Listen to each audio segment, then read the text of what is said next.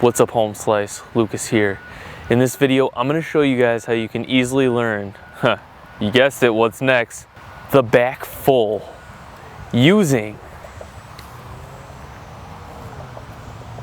the double hand method. But you gotta focus.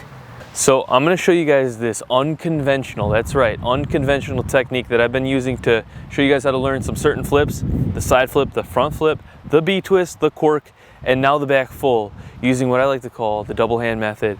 Why this method is so special is what it allows us to do is it allows us to go through the motion of any of these flips, in this video the back full, but without fully sending it and basically relying on ourselves to land back on our feet in order for us not to like crash and fall. With the double hand method, you get to use both of your hands to help guide you through the entire motion, basically almost the entire motion of the flip, getting yourself used to that motion so that you just slowly remove the hands, take them away slowly, and then you're doing the flip.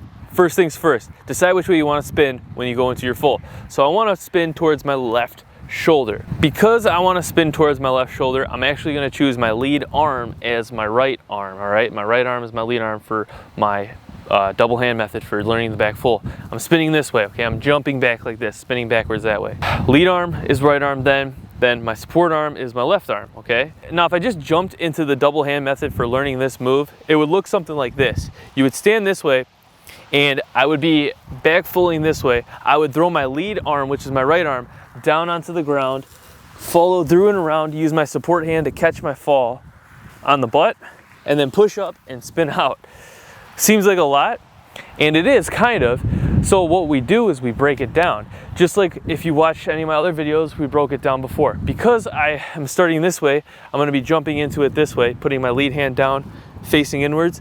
What we can do is we can start it out slow. Start facing this way. Start with half the turn already taken out of your back full. Now, what you can do is you can just break this down and you can do a roll. Okay, you do a roll and then facing the way you rolled. Now it helps to do your roll on the shoulder of the lead arm.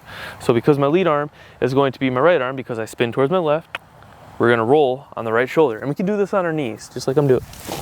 And then to a squatting position and then stand up.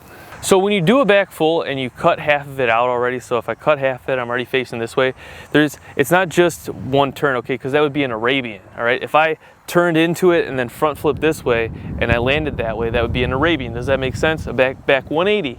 There's a turn out of it. The first thing I like to do is add that turn back into it before we add the first turn into it. So what you do is you roll from this shoulder, the shoulder of the lead arm, to the opposite hip, my left hip, and we follow that momentum through and face back this way. It sounds maybe complicated, but it's really easy. It just looks like this. Roll, and then I follow it through, twist out like that. And then you can increase that aggression so you can do it more standing up like this. So I squat down, I roll, and I twist out like that. Now we're gonna follow this same path, but we're gonna do so on our hands now. So instead of rolling from our back down across to the opposite hip, what you're going to do is you're gonna push yourself over with your lead arm that we chose, and we're gonna catch with our support arm, all right? When you go over and when you catch, don't lock out these arms, all right? You don't wanna jam your elbow, and always be ready to catch yourself. It's not just like an easy thing, all right? It's like, you gotta put in some effort, you know? You still gotta put in effort, okay? So it looks like this. Without the finishing turn that we added into the roll at first. Looks like this. And then I catch with that support hand. Boom, push myself up. Now, trying to add that finishing turn in from that roll, but in the air with the double hand method. You're gonna wanna try to turn through this like you're rolling from opposite shoulder, guide yourself through and try to turn around. Now, from my experience, usually I don't land like this. So what I do is I usually land at a 90. All that matters is I pivot out. It's still gonna work all in the end game, all right? It's about getting that motion in your mindset. This turns into this. See that, how I guide myself over there and I landed like this way? I'm putting that little turn in there. Guide yourself over. You're twisting into it, guiding yourself, catching yourself.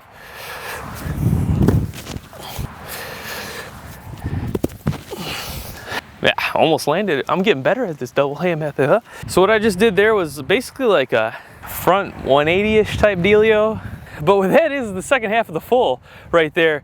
without really going in there. I'm guiding myself with my hands. Yeah, whoop. So look at, all you gotta do now is you gotta add in this, right? And if I jump and then guide myself over, I'm gonna have the full motion of the full. And to do that, all you gotta do is start like we did here. Now start to turn a little bit. All right, start to turn a little bit, start to get used to doing this a little bit more with the turn, okay? You can turn as little as you want to. You can work your way around slow. You can work with yourself. You're teaching yourself, all right? Best way to learn. Turn, go into it. Turn a little bit more. Now, when we start to turn for the full, at least how I like to do them, all right, I'm showing you, I actually put both my arms to the side and then I rip them up into the full like that. When I do the cork, I have my arms down to each side like this, so I have my arms swing through. So like, you know, cork is similar to a full, but the arm motion for me, the cork goes like this, the full I go like this. So because I'm teaching the full here, I'm gonna start to go like this and use my arms as momentum, getting me into the spin, all right? So we're starting to turn, I'm gonna be using more of my arms, more of my upper body to get me into it. So let's pivot out, yeah, you know, not landing all the way, whatever. More, you can stay low.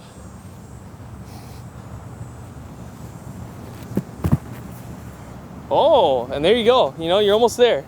So once you get here and you're ripping them double hand methods, you know, ripping them good all day long, you know, you're confident and you're going over and you're landing, start to think about what it would feel like without using your hands, and eventually start to lighten up on the hands maybe a little bit. Start to get that lighter touch. Now, once you get more comfortable with this, you're probably gonna be thinking something along these lines. Like, I'm feeling really comfortable with this. I feel like the motion of the flip, but I'm landing really low. Well, you're landing low, think about it. We are doing the double hand method, right? You're throwing your hands around and down. The main difference when you actually goes to doing the flip is you wanna actually start throwing up, okay? Throwing up. And when you start to throw up and over the shoulder, that's when you don't wanna be using the double hand method anymore. However, all that skill that you learned from the D.H.M. ain't gonna do you wrong. It's actually teaching you kind of how to catch yourself and fall. So if something does go wrong during the full, it's gonna be more likely you're gonna be able to catch yourself before anything catastrophic happens. Not guaranteed, but more likely in my opinion. When you're ready, you wanna start to throw it up higher. Maybe put down a mattress, put down a pad, you know, help yourself out. If you don't have that, just really work on that double hand method. Some good amount to where you're really feeling confident, then you can really toss one low. Another thing that's also going to be different from the double hand method is we're used to putting our arms out like this for the full. You're going to want to actually bring your arms into the center. So that might be something you want to work on a few times before sending it, is just do a 360, right? Do a 360 how you would normally do it, then do a 360 and try to time yourself to where when you jump and you bring your arms in, you notice like this motion, like it wants to pull the glasses off my face. That's a good thing to feel when you're doing a twisting flip, because you're getting that twist done efficiently and it's happening fast, so that when you're done with the twist, you can open back up and you have plenty of time to pop, land that flip right on the ground, no problem. Land on your feet, all right? Obviously gonna take a little bit of time, but using this technique, just like I showed you, can really help you get over the fear, give you the confidence. It's unlike anyone's ever showed you before. You know what I mean? They don't teach you this because they don't want you to know about this technique. It's a technique they don't want you to know about. I'm just kidding, but you know what I mean. Hope you all have a great day. Check out my Backflip 30-day program. It's more than just a backflip tutorial. It's how to get in shape for flips, and then we learn the backflip nice and slowly, give you that confidence, get you started on your flipping journey. Or if you just want to learn the backflip, you're gonna get that down. 30 days or less. 30 days or less. Go at your own pace, go as fast as you want. Thank you all so much for watching. Thanks so much for all your support, positive feedback. Don't forget to subscribe. More videos coming out. Peace. You all have a good day. I'll see you all in the next video.